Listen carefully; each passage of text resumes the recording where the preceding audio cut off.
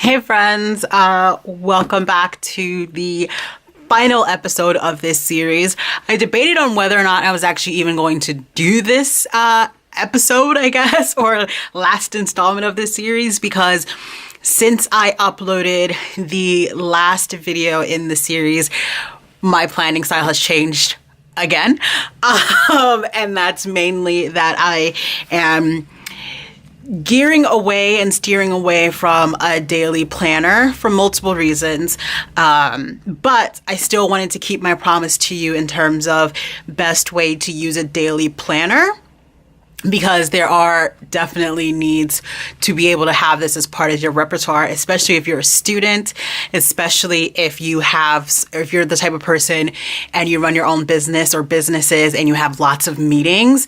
Definitely important. I do have meetings and calls that get scheduled, but at this point in time, they're not very, they don't take up too much of my daily time on average throughout a week.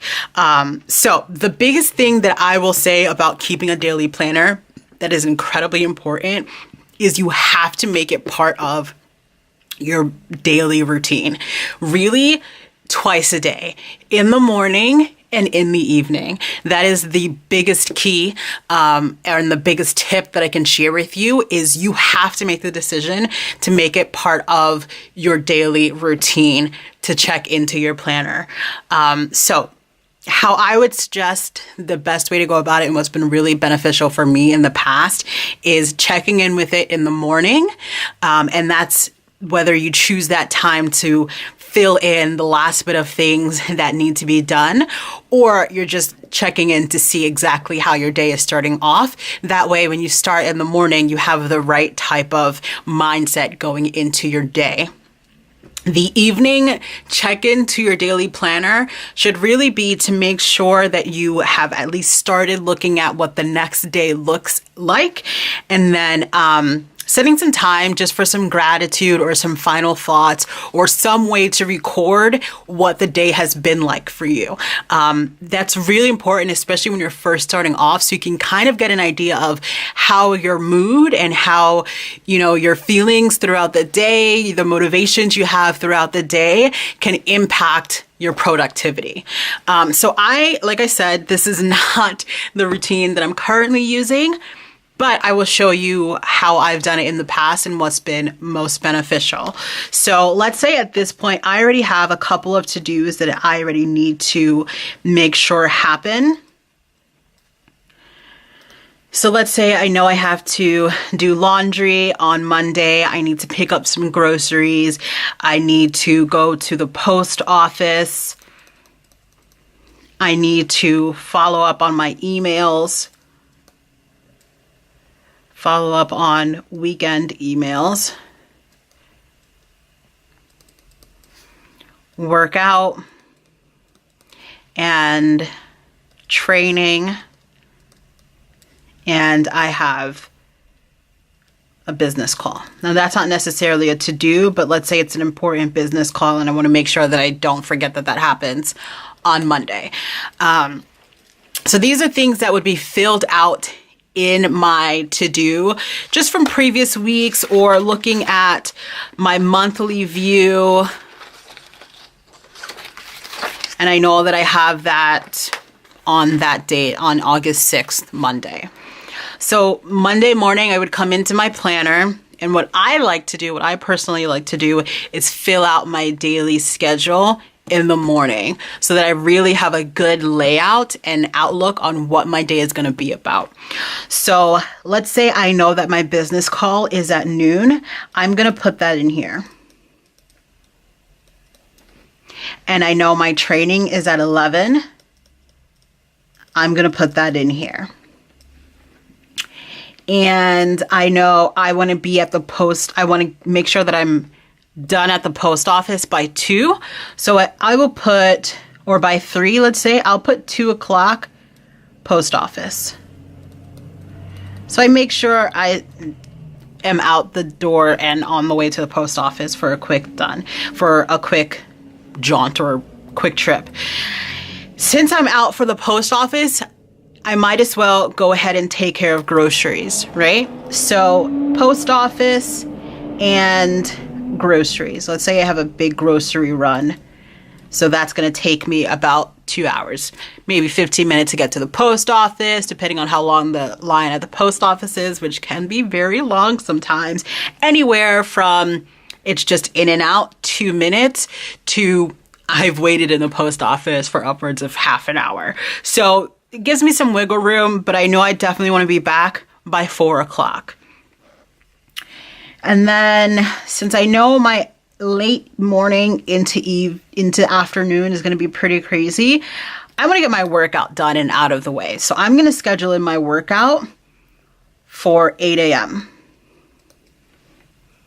Once I'm done my workout and I've showered, I'm going to finally plug into my emails around 10. That's typically around the time that I actually go into my emails. I like to take the morning for myself. I'm going to be completely honest. There's nothing that's incredibly urgent that I can't wait until at least 10 o'clock to get into my email. So emails, follow-ups, any messages I need to get into. Let's say I decide when I get back from the groceries is when I'm going to put my load of laundry in. Okay, so I've kind of scheduled out my day. Now, typically I'm at my actual desk around 7. So that's the time that I usually am then just scheduling my day. Another aspect of this daily planner that I really loved is that there's this top 3 feature. Let me see if you can see it here. Yeah, so there's this top 3 feature. There's a little motivational quote. Then at the bottom, there's like a tonight, whether that be your plans for tonight or something that you want to focus on that evening, like you have a dinner or you want to make the Mondays your self-care evening or whatever. And then you've got this gratitude section. This gratitude section is really good to plug into, like I was saying, to reflect on your day in the evening. What I also like about making your evening habit daily check or planner check-in time is that then you can also just, okay, at this point, you've already seen some things that have to get done on Tuesday, and you have a nice refresher. It's also good to make that a good brain dump. I'm the kind of person that my mind at night goes a million miles a minute, but I found a definite improvement on that by spending some time in my planner in the evenings for a brain dump.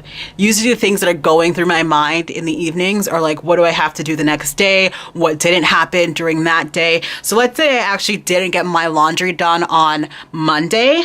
I'm going to plug that into my Tuesday to-do list, just so that I'm aware of it. I'm going to cross it out here because it didn't happen, and I'm going to move it to Tuesday. Because those are the things that would be cycling through my mind laying in bed Monday night is, oh, I didn't get that laundry done. I wish I could have gotten it done, or I wish I could have made sure that I did it earlier in the day. Like, blah, blah, blah, like it's just on and on and on and on.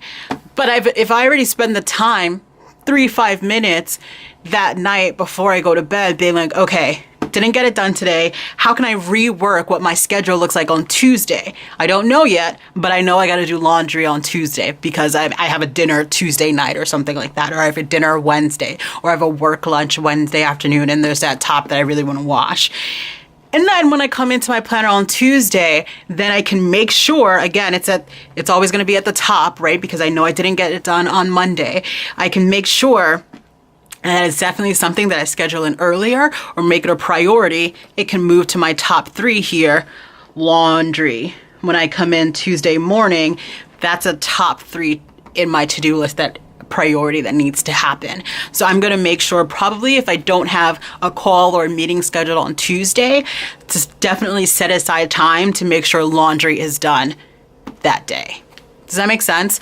So it's really important, I think, when you're keeping a daily journal. Again, I cannot stress this enough, to make it a part of your morning routine. Whether that's in the morning when you're having your coffee, or in the morning as the kids are getting ready and they're eating breakfast, or in the morning at some point, whether it's maybe next to your nightstand and before you even get up to do anything, or after you've peed and you get back in bed, which is what I do. I wake up, I use the restroom, I come back into bed and get warmed form again, then you can plug into your planner and see what you've got going on and schedule out your day. You can also bring the planner to the bedroom with you, and you can use the space at the bottom as your brain dump space to make sure anything that you think of that's keeping you up, write it down.